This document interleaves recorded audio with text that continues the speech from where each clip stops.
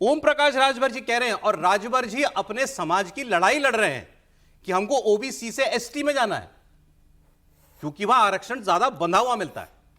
OBC में बहुत सारी जातियां होती हैं, और वो इस बात के समर्थन में है कि ये कैटेगराइजेशन होना चाहिए बिल्कुल। और वो कह रहे हैं कि आप एसपी डीएम सीएम बन गए लेकिन आपका बच्चा आरक्षण का लाभ लेता है, ये कैसे हो सकता है?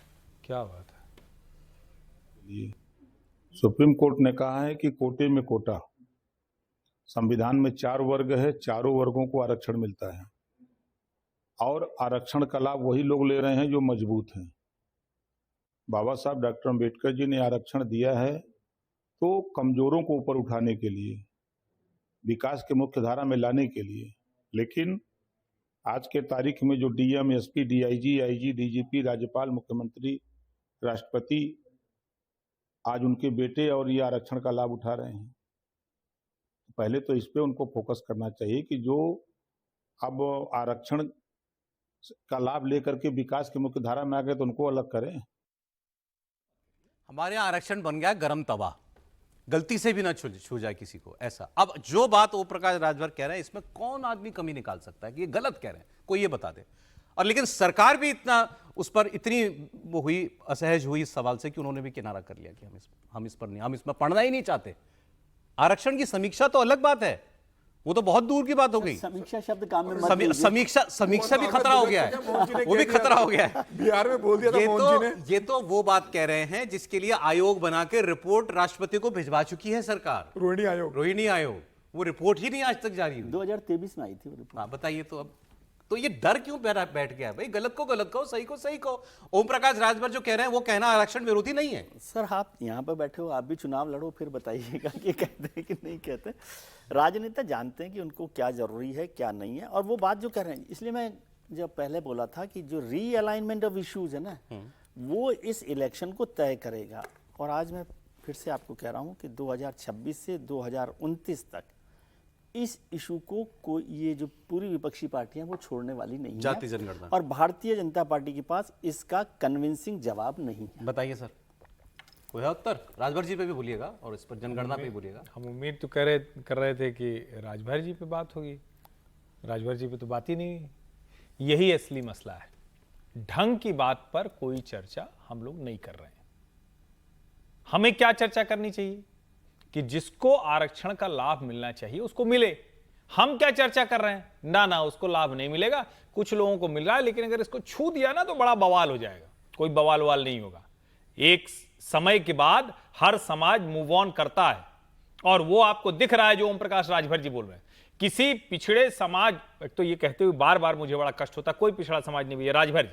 राजभर जी जिस कैटेगराइजेशन में है उसका कोई नेता ये कहने का साहस कर सकता था? नहीं करता था। लेकिन आज ओम प्रकाश राजभर जी कह रहे हैं कि भैया डीएम, एसपी, मंत्री, मुख्यमंत्री, राज्यपाल, राष्ट्रपति, उनके घर के बच्चे क्यों लेंगे? एक लाइन की बात है, सरकार डर रही है, विपक्ष आग लगा रहा है, वो कुछ कर रहे हैं। एक लाइन की बात है, एक पीढ़ी में जिसको आरक्षण मिला दूसरा न मिले, चलो कैटेगराइजेशन ना करो, उसी में आधा काम। फिर दूसरा कैटेगराइजेशन कर दो। अभी मैं बिहार का ही देख रहा था, जिसको आपने बताया 30 ओबीसी जातियां हैं और 113 ईबीसी जातियां हैं, यानी बहुमत वहां है। वो जिसको कहते हैं जिसकी संख्या भारी उसकी उतनी हिस्सेदारी, तो हिस्सेदारी तो उधर जानी चाहिए, ईबीसी में उनको जाना चाहिए। लेकिन मिल किसको रहा है? फिर वही बात है। और जब हम ये कहते हैं तो मैं फिर कह रहा हूं, जैसे ब्राह्मण, राजपूत, वैश्य, कायस्थ, ये लोग जैसे हैं, ऐसे ही आप यादव, कुर्मी, जाट, ऐसे जो समाज हैं उनको बाहर निकालिए। वो भी सामान्य वर्ग है, वो पिछड़ा वर्ग नहीं है। और वैसे तो पिछड़ा कोई नहीं। ये साहस सरकार करे। नहीं, मैं तो कहूंगा मुझे चुनाव नहीं लड़ना है। आप जिसको लड़ना है वो सब करे। राजभर जी मुख्यमंत्री जी को लिख कर दे देना, मतलब एक चैलेंज के साथ दे दें कि भाई या तो सरकार को ये करना चाहिए, नहीं तो मैं इस पर विचार करूंगा। कि बाइट देने की बात नहीं है ना, और ये सही बात कह रहे हैं, और हम लोग तो इस पर बार बार बात कर रहे हैं। लेकिन जाति जनगणना क्रीमी लेयर को बाहर करने के लिए नहीं है। जाति जनगणना अलग इशू है। जाति जनगणना सर शुद्ध आरक्षण, मतलब जो भी पावर, जाति लेयर का मतलब जो लोगों को फायदा मिल, जाति जनगणना आरक्षण बढ़ाने के लिए। हाँ, तो वो बड़ा इशू है ना। हाँ। तो असली मुद्दा तो वो है ना। आप चलें, जब ये जाति लाते हो जनगणना creamy layer- मूल मुद्दों से ध्यान भटकाने के लिए। नहीं, बिल्कुल नहीं है। आप डेवलपमेंट में बात न करें, आप विकास पर बात न करें, आप रोजगार पर बात न करें, आप अरे दूसरे जिन लोगों को मुद्दों पर आपने बात न छोड़ करें, दिया है आप सिर्फ डेवलपमेंट जाति जाति चिल्लाएं। से, जिन लोगों को छोड़ दिया है डेवलपमेंट से, उन्हीं के विकास की तो बात है। आप क्या समझते हैं जाति जनगणना किसके लिए? जाति जनगणना सत्ता राजनीति के लिए है, अगर बहुत राजनीतिक संदर्भ में बात करें तो। और जहाँ तक सवाल जाति जनगणना होने न होने का है, वो मैंने पहले भी कहा था कि जाति हमारे जीवन की वास्तविकता है, सच्चाई है। जन्म से लेकर मृत्यु तक हमारे साथ चलती है, हम कहें जो भी, लेकिन इस समाज को हम बदल नहीं पाए।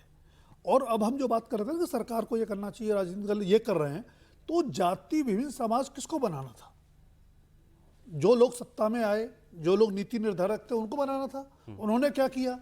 जाति के आधार पर टिकट बांटे, जाति के आधार पर मंत्रिमंडल प्रतिनिधित्व दिया और बताया कि हमने कब किसने कितने कितने ओबीसी या एससी और सर आज का सवाल है जाति जनगणना हो या ना हो, उस तरीके से हो या ना हो जो ऑपोजिशन कह रहा है, कांग्रेस कह रही नहीं, अगर हो तो उसी तरीके से हो, है। ठीक है, नहीं तो फिर कराने का फायदा कोई नहीं। वो तो ये हुआ ना कि छलावा हो गया।